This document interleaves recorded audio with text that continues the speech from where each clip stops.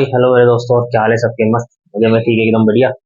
तो बस ऐसे ही बढ़िया रहना है और अपना काम करते रहना है। तो आज अपन पढ़ेंगे मॉडर्न के बारे में। मॉडर्न में अपन क्या पढ़ रहे थे? अपन पढ़ रहे थे डलहौजी के बारे में। लॉर्ड डलहौजी के बारे में पढ़ रहे थे। डलहौजी में अपन ने ये देख लिया था कि भाई इन्होंने डॉक्ट्रिन ऑफ लैप्स मतलब पीसफुल तरीके से कैसे मर्ज करा था। कि भाई ऐसी जो प्रोविंस, इंडियन प्रोविंस जो थी, जो कि उनसे पहले से आजाद थी, बाद में इनमें मिक्स होगी। दो टाइप की इन्होंने, या तीन तरीके की इन्होंने बताई थी कि भाई तीन टाइप में डिवाइड कर दिया था। पहले जो टाइप था उसमें जितने भी इनके पास अडॉप्ट करने का अधिकार था, दूसरे और तीसरे में कंपनी से पूछना पड़ता था। फिर दूसरे में ग्रांट कर दी परमिशन दूसरे टाइप को कि भाई आप भी अडॉप्ट कर सकते हो। तीसरे टाइप को पूरा इनेक्स कर दिया खुद से। तो ये अपन ने कुछ पढ़ा था कि भाई पीसफुल तरीके से इन्होंने कैसे मर्ज करा सबको। आज अपन पढ़ेंगे इनके रिफॉर्म्स के बारे में। इनके डलहौजी के रिफॉर्म्स क्या है? Reforms of Dalhousie. इन्होंने कई सारे ऐसे रिफॉर्म्स करे थे जिनके बारे में आज अपन पढ़ेंगे। जैसे कि 1852 में इन्होंने टेलीग्राम सर्विस को स्टार्ट करा था।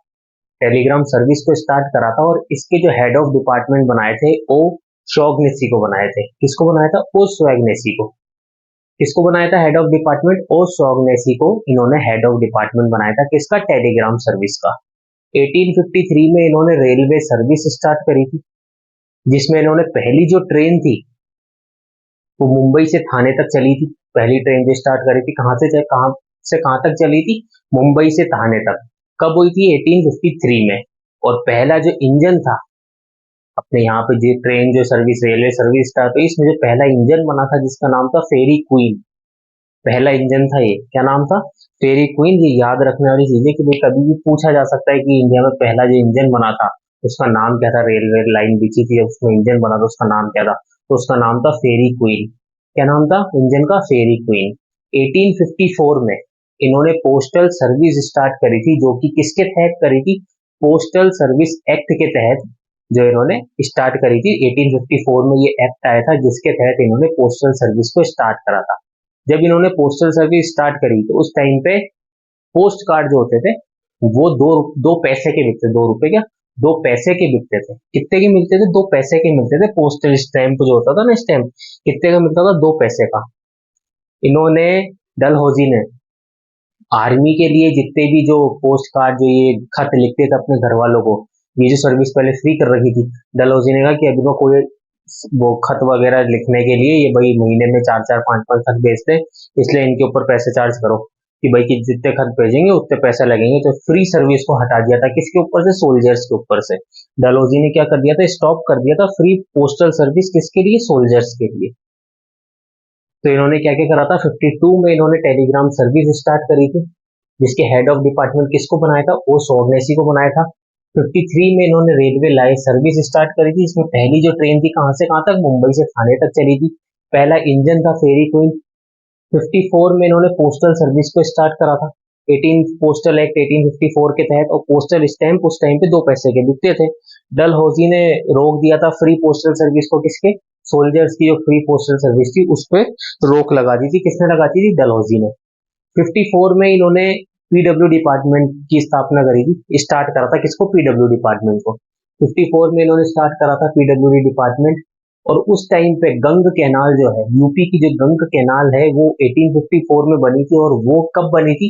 पीडब्ल्यूडी डिपार्टमेंट एस्टेब्लिश स्टार्ट होने के बाद में। कब हुआ था स्टार्ट? 1854 में। गंग कैनाल, यूपी की गंग कैनाल कब बनाई गई थी? 1854 में ही बनाई गई थी। तो क्या करा था इन्होंने? 54 में स्टार्ट करा था पब्लिक वर्क डिपार्टमेंट पीडब्ल्यूडी, और गंग कैनाल उस टाइम पे कंस्ट्रक्ट करी थी। कहाँ पे? यूपी में। 54 में इन्होंने एजुकेशन रिफॉर्म करे। डलहौजी ने क्या एजुकेशन में रिफॉर्म करे? इस रिफॉर्म्स में किसने करे थे? किसका साथ था इसमें? Charles Wood. इसीलिए ये जो एजुकेशन रिफॉर्म्स है, इसको चार्ल्स वुड क्या बोलते हैं? चार्ल्स वुड डिस्पैच बोलते हैं। वुड डिस्पैच जो है इसको बोला जाता है। किसको? एजुकेशन रिफॉर्म्स को क्या बोला जाता है? क्योंकि चार्ल्स वुड ने सबसे ज्यादा इसमें हिस्सेदारी करी थी, भाग लिया था सबसे बढ़ चढ़ के, तो इसीलिए इसको जो है वुड डिस्पैच कहा जाता है। और चार्ल्स वुड को इंडियन एजुकेशन का मैग्ना कार्टा भी कहा जाता है। क्या कहा जाता है? चार्ल्स वुड को इंडियन एजुकेशन का जो है मैग्ना कार्टा कहा जाता है। किसको? चार्ल्स वुड को। जब इन्होंने पीडब्ल्यूडी डिपार्टमेंट स्टार्ट करा, इससे पहले जो ये डिपार्टमेंट था ये सिर्फ आर्मी के कंट्रोल में था। क्योंकि आर्मी के कई सारे ब्रिज बन रहे हैं, कई सारी चीजें बन रही है, पानी की उनको जरूरत पड़ रही है, तो इसलिए ये जो पीडब्ल्यूडी डिपार्टमेंट जो था पहले किसके कंट्रोल में था, आर्मी के कंट्रोल में था, आर्मी डिपार्टमेंट के कंट्रोल में था। क्या था पहले ये जो डिपार्टमेंट था पीडब्ल्यूडी डिपार्टमेंट किसके अंडर में था, आर्मी डिपार्टमेंट के अंडर में था। तो डलहौजी के रिफॉर्म्स क्या क्या थे, 52 में इन्होंने टेलीग्राम सर्विस स्टार्ट करी, 1852 में हेड ऑफ डिपार्टमेंट बनाया ओशो अग्नेसी को। 53 में इन्होंने रेलवे लाइन बिछा दी, पहली जो ट्रेन थी मुंबई से थाने चलाई, इंजन का नाम था फेरी क्वीन। 54 में इन्होंने पोस्टल सर्विस स्टार्ट करी, 54 में इन्होंने 3-4 काम करे थे। पोस्टल सर्विस स्टार्ट करी, 2 पैसे से पोस्टल स्टैम्प मिलता हुआ, डलहौजी ने फ्री पोस्टल सर्विस सोल्जर्स की उनको रोक दिया था। 54 में इन्होंने पीडब्ल्यू डिपार्टमेंट स्टार्ट करा, इसी टाइम पे गंग कैनाल को कंस्ट्रक्ट करा यूपी में। 54 में इन्होंने एजुकेशन में रिफॉर्म करा, और रिफॉर्म किसकी लीडरशिप में हुआ, चार्ल्स वुड की लीडरशिप में हुआ, और इसीलिए चार्ल्स वुड को क्या बोला जाता है, वुड डिस्पैच बोला जाता है। चार्ल्स वुड डिस्पैच जो है इनके नाम से रखा गया है, चार्ल्स वुड डिस्पैच, जिसके लिए क्या करा था इन्होंने, एजुकेशन रिफॉर्म करा था। किसकी लीडरशिप में होता है, चार्ल्स वुड की लीडरशिप में। इसलिए चार्ल्स वुड को क्या कहा जाता है, मैग्ना कार्टा कहा जाता है इंडियन एजुकेशन का। पीडब्ल्यूडी डिपार्टमेंट जो है, पीडब्ल्यूडी डिपार्टमेंट जो है पहले किसके अंडर में आता था, आर्मी डिपार्टमेंट के अंडर में आता था। तो ये इनके रिफॉर्म्स थे। अब इनके एडमिनिस्ट्रेटिव रिफॉर्म्स क्या थे, इन्होंने एडमिनिस्ट्रेशन में क्या क्या रिफॉर्म्स करे थे, अब उनकी बात करते हैं। इन्होंने रिफॉर्म ये करा था कि इन्होंने नॉन रेगुलेशन जो सर सिस्टम था, नॉन रेगुलेशन सिस्टम, इसको इम्प्लीमेंट कर दिया था। कहाँ पे इम्प्लीमेंट कर दिया था, नई जो स्टेट जो इन्होंने जीती थी, प्रिंसली स्टेट, जो नई नई जो प्रिंसली स्टेट थी इन्होंने जो जीती थी, उस पर नॉन रेगुलेशन सिस्टम स्टार्ट कर दिया था।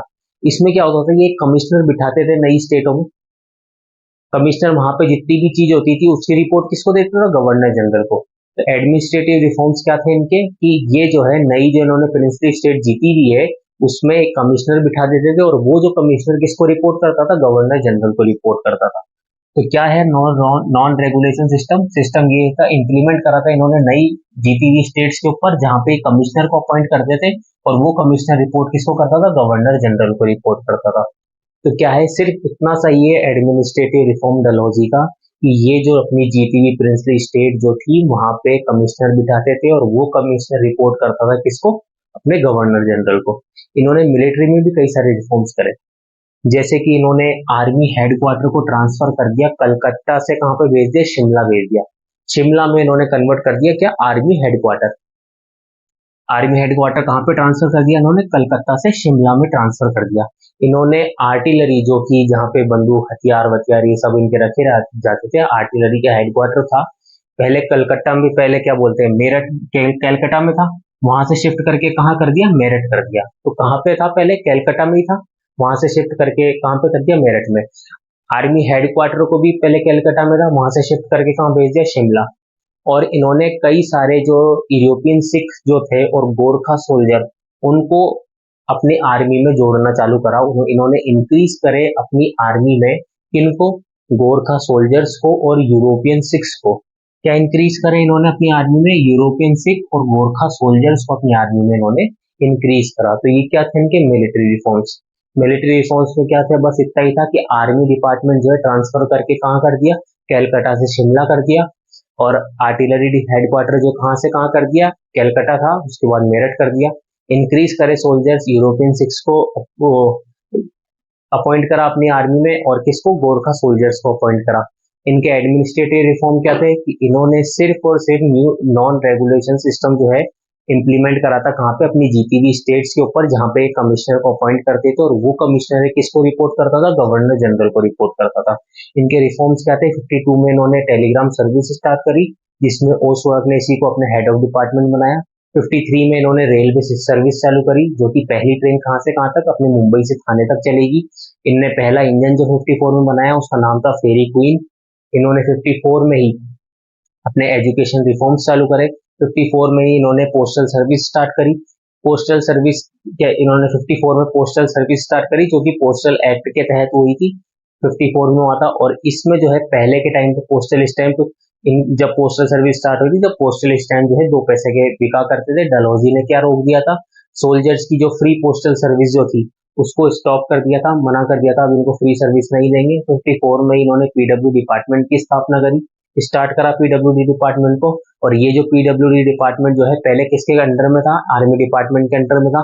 उसके बाद इन्होंने वापस स्टार्ट करा पीडब्ल्यू डिपार्टमेंट, और इसमें इन्होंने सबसे पहली चीज क्या बनाई, गंग कैनाल बनाई। कहाँ पे, मेरे वो अपने यूपी में कंस्ट्रक्ट हुई थी गंग कैनाल। 54 में इन्होंने एजुकेशन रिफॉर्म करे, किसकी लीडरशिप में हुई, चार्ल्स वुड की लीडरशिप में। इसके लिए इसको वुड डिस्पैच बोला जाता है, और चार्ल्स वुड को इन्होंने एजुकेशन रिफॉर्म्स में साथ दिया, इसलिए चार्ल्स वुड को मैग्ना कार्टा कहा जाता है इंडियन एजुकेशन का। तो ये थे इनके डलहौजी के रिफॉर्म्स, एडमिनिस्ट्रेटिव रिफॉर्म्स और मिलिट्री रिफॉर्म्स। ये होता है अपना गवर्नर जनरल ऑफ इंडिया का टॉपिक पूरा खत्म। इसका एक कंप्लीट लेक्चर, जितनी भी वीडियो है सबको जोड़ के एक साथ डाल देंगे, वैसी कोई दिक्कत नहीं डालने में। लेकिन अभी का थोड़ा टाइम रुकते हैं, उसके बाद आपके लाइन से ही डलेगी सारी वीडियो। कोई भी ऐसा नहीं है कि अलग अलग है। 10-10, 15-15 मिनट की वीडियो देखने में आपको आसानी लगेगी, लेकिन एक साथ ही 2 घंटे की वीडियो डल जाएगी, उसको देखने में जोर आएगा। इसीलिए अभी ऐसे डालते हैं, फिर बाद में कभी जरूरत पड़ी तो अपन मर्ज कर देंगे सारी वीडियोस को। तो आज के लिए इतना काफी है। Okay, bye bye and take care.